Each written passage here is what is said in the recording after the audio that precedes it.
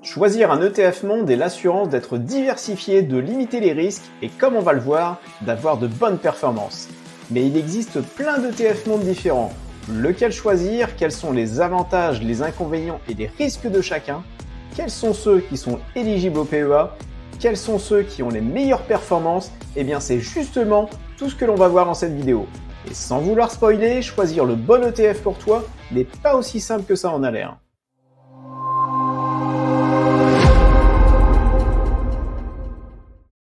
Bonjour à toutes et à tous et bienvenue sur Question Bourse, la chaîne qui répond à toutes tes questions sur la bourse.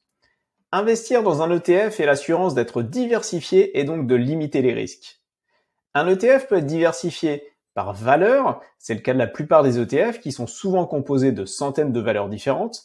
Il peut être également diversifié par secteur, que ce soit l'énergie, la finance, l'industrie, les technologies, etc. Et également par zone géographique. Choisir un ETF par zone géographique peut être un choix important pour ton portefeuille car ça te permet d'être exposé à une zone géographique donnée, que ce soit un pays, un continent ou à une zone économique. En effet, ce n'est pas parce que tu es français que tu dois automatiquement investir en France, pareil si tu es en Belgique, en Suisse ou au Canada.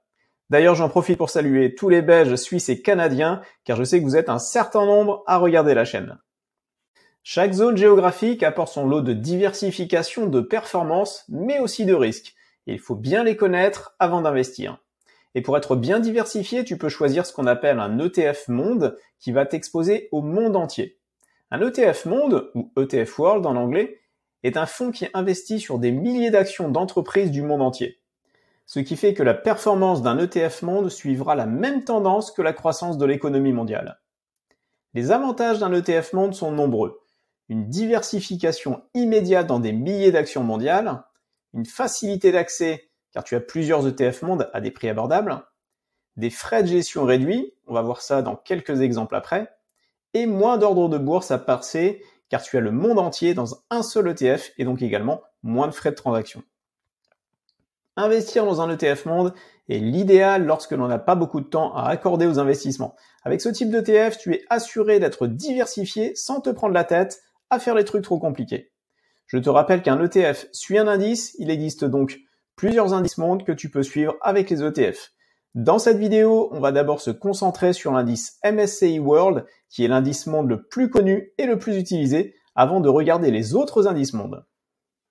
N'oublie pas que les ETF, c'est comme les actions, il faut déclarer aux impôts les plus-values et les dividendes que tu touches grâce aux ETF. Pour te simplifier la vie, car ça peut être très complexe, je t'ai fait un guide pas à pas où je filme toutes les étapes sur le site des impôts. Tu peux retrouver toutes ces vidéos sur la chaîne YouTube de Question Bourse et je te remets les liens dans la description de la vidéo. Et pour ne rater aucune des vidéos de la chaîne, que ce soit sur les ETF, les dividendes, le PEA ou d'autres sujets très intéressants qui vont arriver, c'est très simple, il suffit juste de t'abonner et d'activer la cloche. Et bien sûr, si cette vidéo te plaît, n'oublie pas de mettre un pouce vers le haut pour récompenser le travail fourni. L'indice MSCI World est l'indice monde le plus connu et le plus utilisé par les investisseurs. Il suit le cours des plus grandes et moyennes capitalisations de 23 pays développés. Comme tu peux le voir sur le schéma à l'écran, il est composé à 69% d'actions des États-Unis, 6% du Japon, 4% d'Angleterre, 3% de la France, 3% du Canada et 14% d'autres pays. Il est donc constitué de plus de 1600 sociétés au total. À noter quand même que plus de 13% de la valeur de l'indice MSCI World est due à 4 entreprises, Apple, Microsoft, Amazon et Alphabet. L'indice MSCI World se concentre sur les pays économiquement développés, c'est pourquoi c'est le plus connu. Et côté ETF qui suivent cet indice, on retrouve l'Amundi MSCI World, qui est éligible au PEA et qui a des frais de 0,38% par an. Le Lyxor MSCI World, qui n'est pas éligible au PEA, mais qui a des frais un peu plus faibles à 0,30% par an. Ou encore l'iShares Core MSCI World, qui n'est également pas éligible au PEA, mais qui a des frais encore plus faibles à 0,20% par an, mais qui a sa devise de référence en dollars. Côté performance de l'indice, elles sont plutôt très bonnes. Depuis sa création en 1988, la performance annualisée a été de plus de 8% par an en moyenne. Et sur la période la plus faste en bourse, celle des 10 dernières années, la performance a été de 13% par an en moyenne. Et donc, malgré les crises qui l'ont fortement secoué, cet indice a très bien résisté. L'économie mondiale poursuit une croissance ininterrompue et donc l'ETF également. Il faut bien voir l'investissement dans ce type d'ETF, d'ailleurs dans la plupart des ETF, comme un investissement long terme, voire très long terme. Donc regarder toutes les semaines ce qu'a fait l'ETF n'a aucun sens. C'est vraiment sur plusieurs années que la performance de ce type d'ETF s'apprécie. Alors tout ça c'est très bien, mais maintenant voyons les limitations et les risques à investir sur cet indice MSCI World. Premièrement, il est majoritairement investi sur le marché américain. Ce qui n'est pas gênant pour le moment, d'un point de vue performance, car le marché américain est un des plus porteurs, mais le souci c'est que cet indice est investi à 70% en dollars. Et ça, c'est un vrai risque, comme on peut le voir aujourd'hui avec le taux de change entre l'euro et le dollar qui fluctue énormément. D'ailleurs, je te remets le lien de la vidéo qui te donne 5 solutions concrètes qui te permettent de mettre en place tout de suite de quoi te protéger contre la chute de l'euro. Deuxième problème, l'indice est pondéré en fonction de la capitalisation des entreprises. Ce qui veut dire que plus une entreprise a un point important en bourse, par exemple Apple, et plus son importance dans l'indice MSCI World est grande. Imagine que 13% de la valeur de l'indice MSCI World est concentrée sur les 4 sociétés de technologie américaines que sont Apple, Microsoft, Amazon et Alphabet. Donc si le secteur des technologies baisse pour une raison ou pour une autre, alors l'indice va très fortement chuter à cause de 4 titres, alors même qu'il est composé de 1500 titres. Troisième problème, l'indice MSCI World n'investit que dans les pays développés, ce qui était très bien jusque-là, mais le problème c'est que le monde change et maintenant la plus grosse réserve mondiale de croissance des prochaines dizaines d'années sera dans les pays en voie de développement. Donc en investissant dans un indice MSCI World, pour le long terme, tu te prives d'une grosse partie du gâteau économique mondial à venir. Dernier problème, cet indice n'investit que dans les grandes et moyennes capitalisations. C'est très bien, mais encore une fois, ne pas investir dans les petites entreprises, les small caps en anglais, c'est se priver d'une bonne partie de la croissance économique. Pour pallier à ces problèmes et limitations, il existe d'autres indices mondes et je te propose de les découvrir tout de suite pour voir s'ils sont plus intéressants que l'indice MSCI World. Un des problèmes pointés précédemment est que l'indice MSCI World n'investit que dans les pays développés et donc tu te prives de la future croissance des pays émergents. Eh bien, c'est dans le but de pallier à ce problème qu'il existe l'indice MSCI ACWI pour All Country World Index. C'est un indice MSCI World qui comprend donc les 23 pays développés que l'on a vu précédemment, plus 27 pays émergents. On se retrouve finalement avec 3000 sociétés de 50 pays différents. Comme on le voit sur le graphique, les performances des deux indices MSCI World et MSCI ACWI sont très proches.